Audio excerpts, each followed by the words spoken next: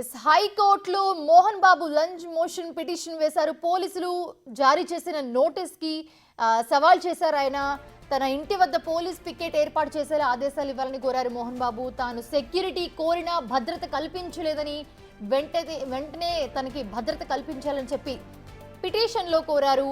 మోహన్ బాబు తరపు సీనియర్ న్యాయవాదులు నగేష్ రెడ్డి, మురళీ మనోహర్ పిటిషన్ దాఖలు చేశారు.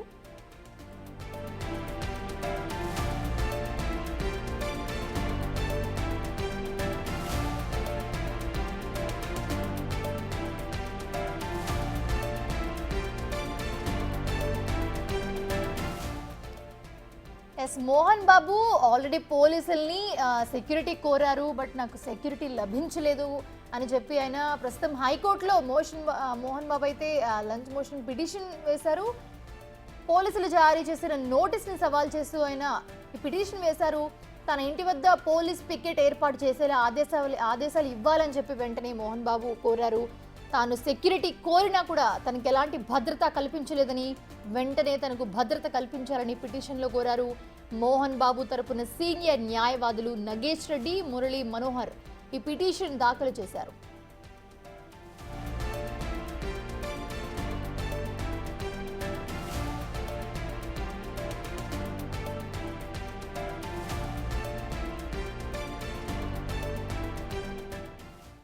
ఇదే అంశానికి సంబంధించి మరిన్ని అప్డేట్స్ అందించడానికి మా ప్రతినిధి రాణా జాయిన్ అవుతున్నారు.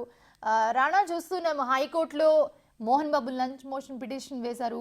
సో పోలీసులు ఏదైతే నోటీసులు జారీ చేశారో మోహన్ బాబుకి, దాన్ని సవాల్ చేస్తూ ఉన్నారు ఇప్పుడు ఆయన. సో భద్రత గురించి కూడా మెన్షన్ చేయడం జరిగింది. అప్డేట్స్ ఎలా ఉన్నాయి?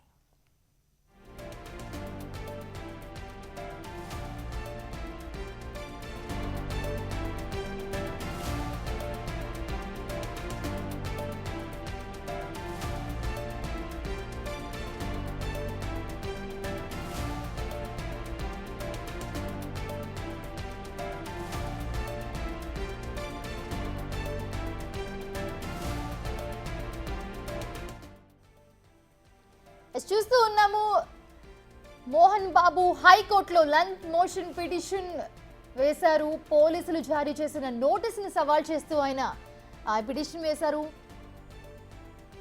సో తన ఇంటి వద్ద పోలీస్ పికెట్ ఏర్పాటు చేసేలా ఆదేశాలు ఇవ్వాలని చెప్పి కోరారు మోహన్ బాబు. తాను సెక్యూరిటీ కోరినా కూడా భద్రత కల్పించలేదని వెంటనే తనకు భద్రత కల్పించాలని పిటిషన్లో కోరారు. సో ఇదే అంశానికి సంబంధించి రాణా జాయిన్ అవుతున్నారు. సో రాణా, ఎలా ఉంది పరిస్థితి? సో లంచ్ మోషన్ పిటిషన్ దాఖలు చేశారు మోహన్ బాబు. పోలీసులు ఏదైతే నోటీసులు జారీ చేశారో దానికి సంబంధించి, సో అలాగే భద్రత గురించి కూడా ప్రస్తావించారు.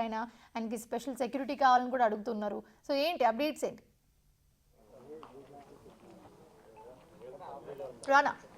ఎందుకంటే నిన్న సిపి జారీ చేసినటువంటి నోటీసుల్ని, ఆ నోటీసులకి ఆయన రిప్లై ఇవ్వకుండా ఏకంగా హైకోర్టుకి తలుపులు తట్టారు. హైకోర్టుకి వెళ్ళి లంచ్ మోషన్ పిటిషన్ దాఖలు చేశారు.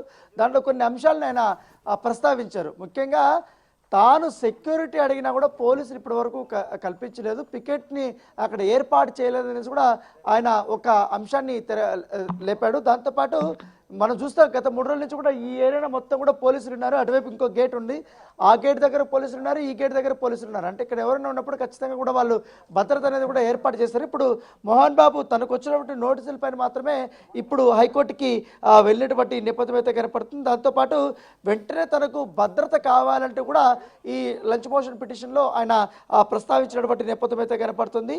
దాంతోపాటు చాలా వరకు కూడా గత 3 రోజుల నుంచి కూడా అనేక సంఘటనలు జరుగుతున్నాయి. ఖచ్చితంగా నాకు ప్రాణహాని ఉందంటే కూడా ఆయన చెప్తున్నాడు.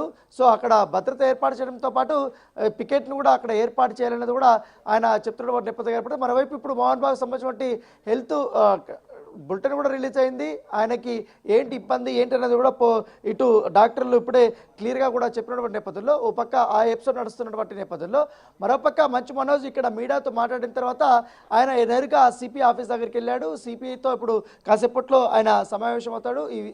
ఇచ్చినటువంటి నోటీసులకి ఆయన రాతపూర్వకంగా కూడా సమాధానాలు ఇచ్చే అవకాశం ఉన్నట్టుగా మనకు సమాచారం అవుతుంది. సో గంట గంటకి ఏదో ఒక రూపంలో ఏదో ఒక ట్విస్ట్ అనేది వస్తూనే ఉంది. ఎందుకంటే రాత్రి మీడియా పైన దాడి, తర్వాత అనూహ్యంగా మోహన్ బాబు అటు హాస్పిటల్లో జాయిన్ అవ్వడము, తర్వాత ఉదయం రాగానే మనోజ్ వచ్చి నేను సాయంత్రం 5:30కి ప్రెస్ మీట్ పెట్టి మొత్తం వివరాలన్నీ కూడా చెప్తారనేసి కూడా ఆయన చెప్పడము, తర్వాత ఇప్పుడు lunch motion petition Mohan Babu ఇవ్వడము. సో పూర్తిగా మరి కాసేపట్లో ఒక 1 గంట ఆ ప్రాంతంలో కూడా మంచు విష్ణు కూడా ఒక ప్రెస్ రిలీజ్ కానీ లేకపోతే మీడియా ముందుకు వచ్చి ఈ జరుగుతున్నటువంటి తాజా పరిణామాలపైన కూడా స్పందించే అవకాశం ఉన్నట్టుగా మనకు సమాచారం అవుతుంది.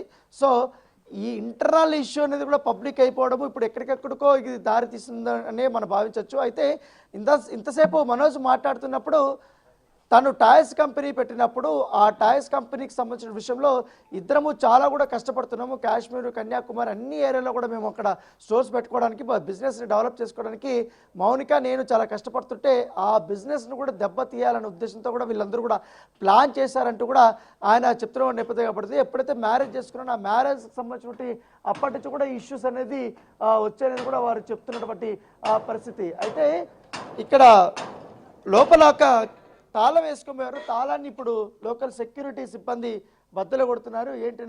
ఏంటన్నా ఏమైంది? పగల కొడుతున్నారు. తాళం మిస్ అయింది, కొత్త తాళం ఏమని ఎవరేసారు? ఇందాక నైట్ లో ఉన్న అతనే సార్. ఇందాక ఓపెన్ అయింది కదనే? కాదు, ఓపెన్ చేసి ఓకే ఓకే ఇప్పుడు దాన్ని వేయాలంటే ఇది ఓకే తాళం వేయాలా? Okay okay done done. So తాళం స్టక్ అయిపోయింది కాబట్టి దాన్ని బద్దలు కొడుతున్నారు. ఎందుకంటే మళ్ళీ దాన్ని గేట్ క్లోజ్ చేయడానికి ఇబ్బంది అవుతుందనేసి కూడా వాళ్ళు చెప్తున్నారు. అందుకే ఆల్రెడీ నిన్న చూసాం ఈ ప్లేస్ అంతా. ఇదైతే మొత్తం ఈ షీట్ అంతా కూడా పగిలిపోయింది, కింద పడిపోయింది. మళ్ళీ ఈ షీట్ని వాళ్ళు రిపేర్ చేసి ఇక్కడ పెట్టారు. ఎందుకంటే నిన్న పెద్ద ఎత్తున తోపులాట జరిగింది, చాలా గొడవ జరిగింది, ఒకరికొకరు కొట్టుకున్నారు, ఇవంతా జరిగినాయి. మరోవైపు ఇది కూడా పాడైపోయినటువంటి నేపథ్యం అయితే కనపడుతుంది. సో ఇక్కడంతా కూడా సెల్ ఫోన్లు కింద పడిపోయాయి రాత్రి. దాంతోపాటు చెప్పులు, షూలు ఎవరు పడితే అక్కడ చాలా చింద్రవేంద్రగా పడిపోయినటువంటి పరిస్థితి.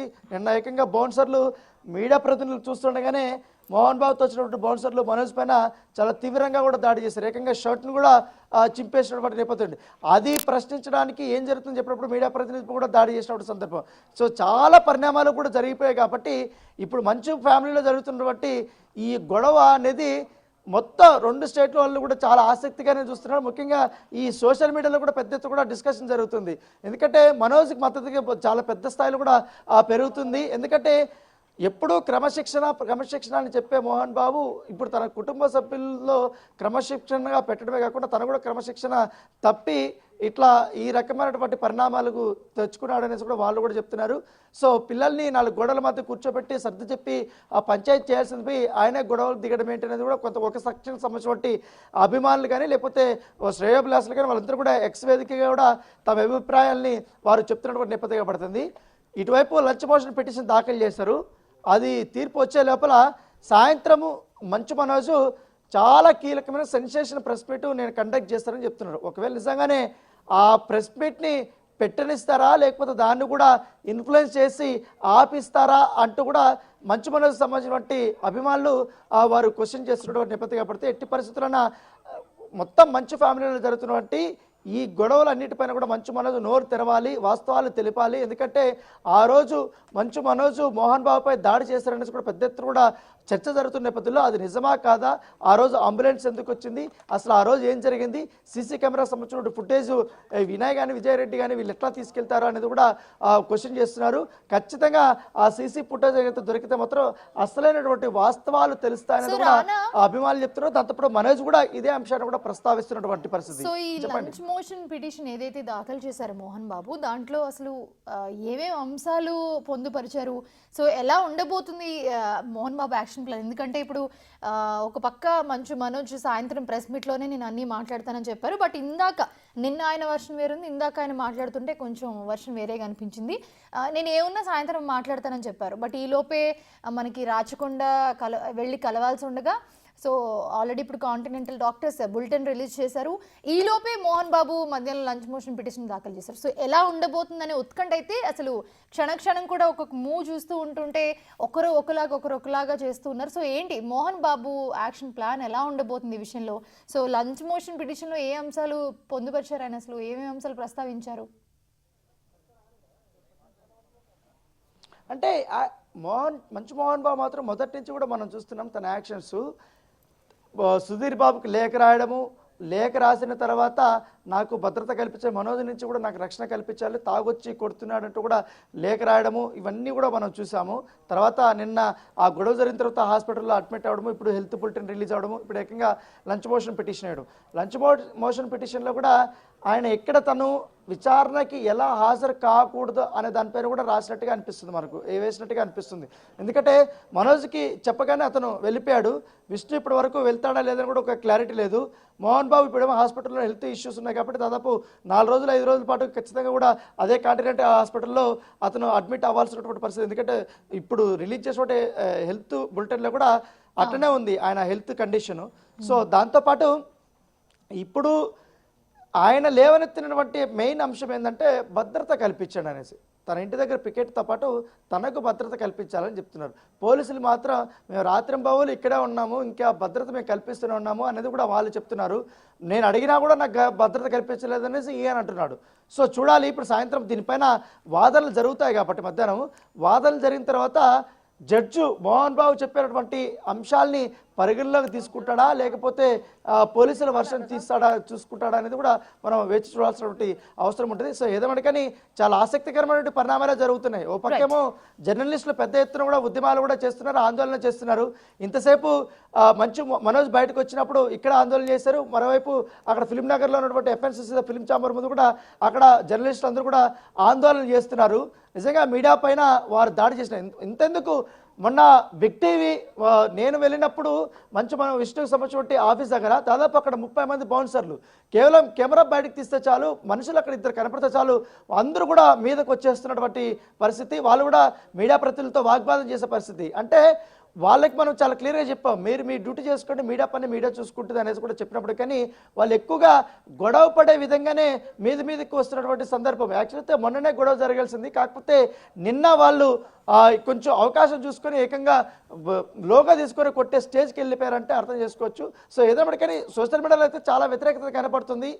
ఇప్పటికే చాలా మీమ్స్ కూడా బాగా ట్రోలింగ్ అవుతుంది. ఎందుకంటే మోహన్ బాబుకి సంబంధించిన బట్టి ఎక్కువగా లోగోతో కొట్టినటువంటి అదే పెద్ద హైలైట్ అవుతున్నటువంటి నేపథ్యం. సో ఏదైనా కానీ ఇప్పుడు ఇవాళ మాత్రం మంచు మనోజ్ పెట్టినటువంటి ప్రెస్ మీట్లో చాలా కీలకమైనటువంటి అంశాలని ప్రస్తావించారు, అవే ఇప్పుడు హైలైట్ అవుతున్నాయి.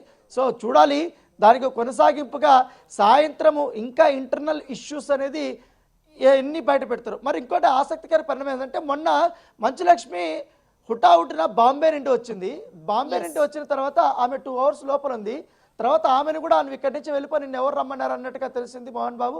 ఆమె వెంటనే ఇక్కడి నుంచి వెళ్ళిపోయినట్టుగా తెలుసు. అప్పటి నుంచి ఇప్పటి వరకు సీన్లో మంచులక్ష్మి లేదు, కేవలం మంచు మనోజు, విష్ణు, తర్వాత మోహన్ బాబు మాత్రమే ఉంటున్నటువంటి పరిస్థితి. Right, thanks for the updates Rana.